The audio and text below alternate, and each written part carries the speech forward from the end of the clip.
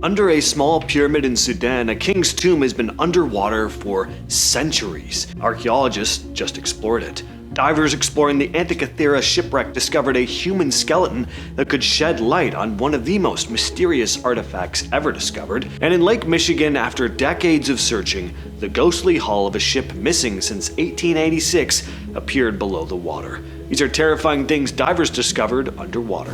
Under a small pyramid in the Sudanese desert lies the tomb of King Nastasen.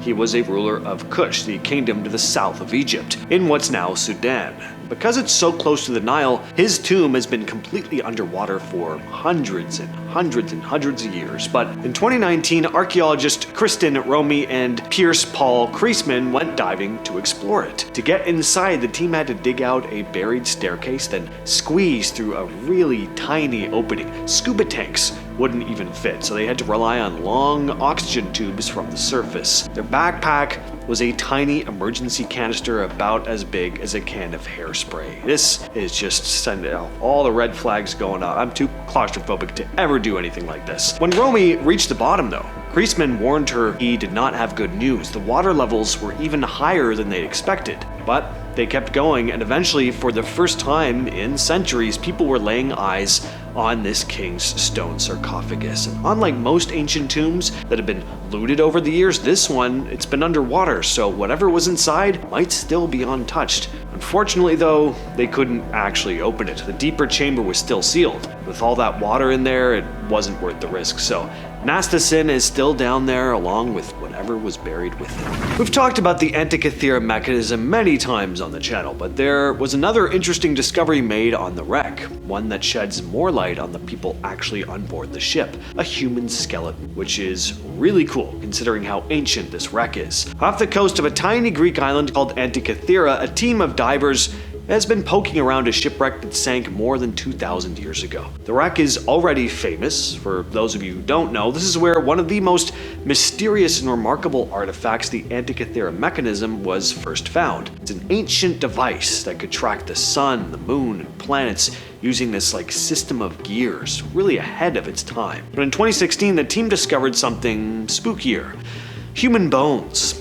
Brendan Foley, one of the lead archaeologists, couldn't believe what he was looking at. "We're thrilled. We don't know of anything else like it," he said. There were parts of a skull, ribs, arm bones, and legs, probably all from the same person, and because there was corroded iron nearby, the bones were stained this deep reddish color. Foley thinks the vessel smashed against rocks in a storm so fast that some people were just trapped below decks, unable to escape. The team nicknamed the skeleton Phamphilos, after a name scratched on a wine cup from the wreck. Another researcher says it's impossible not to start imagining the story, who these people were, why they were crossing the Mediterranean, maybe even which one of them owned that famous Antikythera mechanism.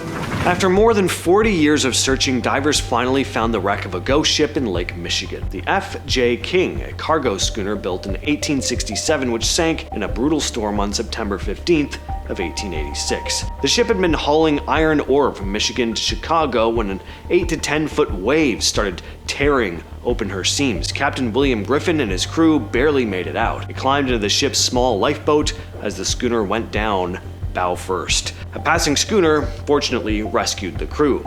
For a long time though, the wreck was never found. There were conflicting reports about where the ship sank. Griffin said it was 5 miles offshore. A lighthouse keeper said it was closer to land. It made it nearly impossible to pinpoint. Pieces of wreckage would occasionally show up on fishermen's nets, but no one could find the main wreck. It wasn't until this past June that researcher Brendan Ballard and his team finally tracked it down. They scanned the area near the lighthouse and spotted a 140-foot shadow in the water, less than half a mile away. A few of us had to pinch each other. After all the previous searches, we couldn't believe we'd actually found it, and so quickly, Ballard said. Amazingly, the hull was mostly intact too, which surprised everyone given how intense the storm was and all the heavy iron the ship had been carrying. This next story comes from Reddit user Count Dynamo, who came across something completely unexpected while on a dive. I've done a number of dives, and the strangest thing I ever saw was a large deep freezer with a heavy industrial chain wrapped around multiple times with about 5 cinder blocks attached. It was very, very rusted, and the deep freezer itself had to have been 30 plus years old, probably more. This was about 90 feet deep, just off Vancouver Island, Canada. The situation gave myself and other divers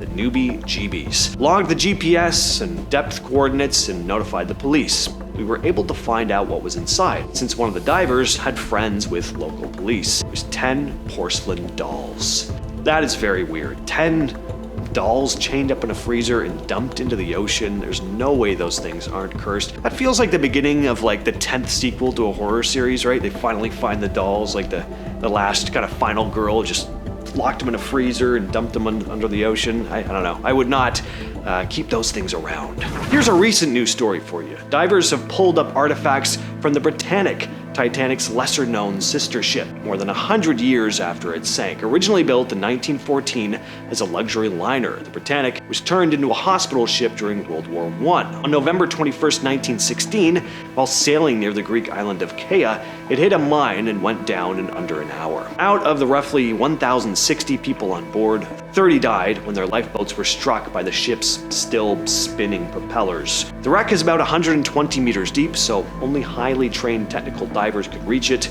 Back in May, an 11-member team spent a week at the site. The conditions were not ideal, with strong currents, almost no visibility. Still, they managed to haul up some incredible pieces. They brought up the ship's bell, a navigation lamp, trays from first-class cabins, a porcelain sink from second class, passenger binoculars. No one's touched anything from this wreck in over 100 years, so getting these artifacts up to the surface was a pretty big deal.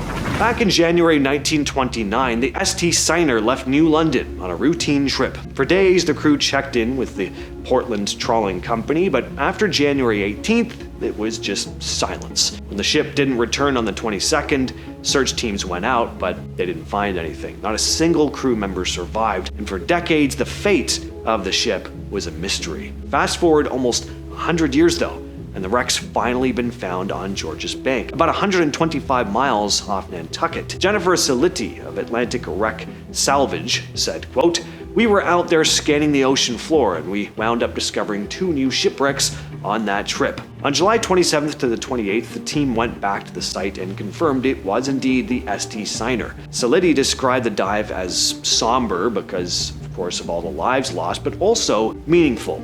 We also knew that there could still be people whose grandparents passed away and got some measure of closure from finding out what happened to their loved ones," she said. Back in February 1944, the US launched a massive attack called Operation Hailstone on Japan's naval base, Chuuk Lagoon, in the South Pacific. Over just 2 days, American planes sank dozens of Japanese ships and destroyed hundreds of aircraft.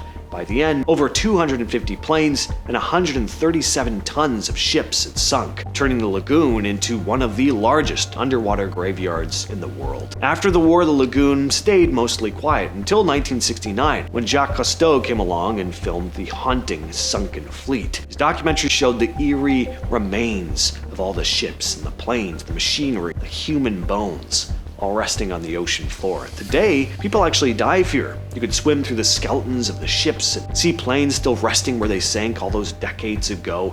It's definitely eerie, no doubt, but there's also these beautiful corals that are just teeming with life. It's quite the juxtaposition. From Reddit user Captain Crowbar comes the story of a close call with a very dangerous sea creature. When I was a kid, we used to visit this spot during summer holidays. It had some beautiful beaches and there was an estuary with a wide river mouth. One summer, there was a king tide which drained so much water from the river that you could snorkel across from one side of the river mouth to the other. One day, I decided to snorkel across from one beach to another. Halfway through, the water was so shallow, only about half a meter deep, that I was just swimming along the surface looking down through my mask and snorkel. Suddenly, a huge stingray passed right under me. This thing was easily 2 meters across, covered in white scars, and was missing its tail. I just froze. My heart nearly stopped. If I had exhaled, I would have dropped low enough to land right on top of it. It was that close. I wasn't in any danger, but seeing such a massive creature out of nowhere that close is terrifying. Back in March of 2022, a group of volunteer divers known online as Adventures with Purpose found a submerged SUV in Darby Creek, just south of Philadelphia. The car had been underwater for nearly 2 decades, and inside was the body of James Amabile, missing since 2003. The SUV had been sitting under 24 feet of water, completely hidden, until this discovery. Amabile disappeared back in December of 2003. He just called his babysitter to say he would be 5 minutes late picking up his daughters. Well, for 18 years, his family searched for answers. Adventures with Purpose are pretty amazing. They've become pretty well known for solving cases just like this one. They've helped crack 35 so far, and they're always chasing more. Out in the Red Sea lies one of the most famous wrecks in the world, the SS Thistlegorm. This British cargo ship was sunk in 1941 by a German bomber while carrying military supplies from England to Egypt. It now sits surrounded by coral and thousands of fish. The Thistlegorm was armed as well. According to the National Maritime Museum, it had a 4.7-inch pew-pew on the stern and a heavy machine pew-pew for anti-aircraft defense. Is that a good substitute for the word we can't say here on YouTube? You know, the one, pew-pew? Is that just gonna annoy the hell out of everyone? Let me know in the comments. Anyway, when French oceanographer Jacques Cousteau located it in 1952, he was stunned by how much military equipment was still inside. There were trucks, armored vehicles, motorcycles, rifles, it was all lying on the seabed. The wreck is also home to over 1,000 species of fish and sits near colorful coral reefs. It's a hauntingly beautiful sight. All that said, I'm your host James, and I'll catch you, yes you specifically, in the next video.